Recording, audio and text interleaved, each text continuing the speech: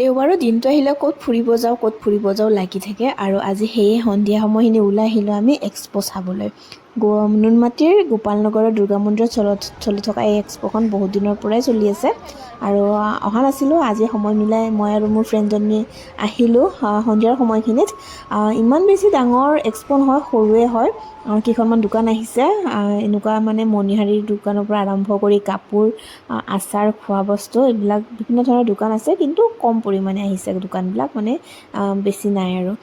গতিকে ঘূৰিলোঁ অলপ, দোকানসমূহ চালোঁ আৰু দামবোৰ কিন্তু ডাবল কৰি থৈ দিছে।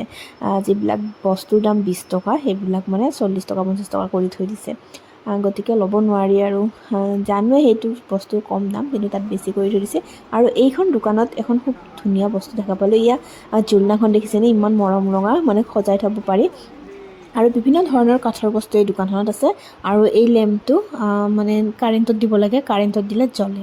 আৰু এই লেম্পটোৰ দাম কৈছিলে 600 টকা। বাপৰে। আৰু এনেকুৱা ধৰণৰ সৰু সৰু কিছুমান জুৱেলাৰী বক্স আছে, কাঠৰ হয়, সৰু নহয় ডাঙৰো পাব। ডিজাইনটো মানে একে কাঠৰে হয় গোটেইখিনি। গতিকে এইটোৰ দাম কৈছিলে 250। আৰু বিভিন্ন ধৰণৰ বস্তু আছে, বলক চাওঁ। অনলাইন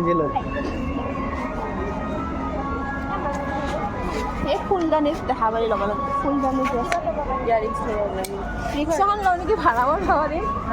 ৰিক্সাখন লওঁ নেকি, ভাড়া মাৰিব পাৰি।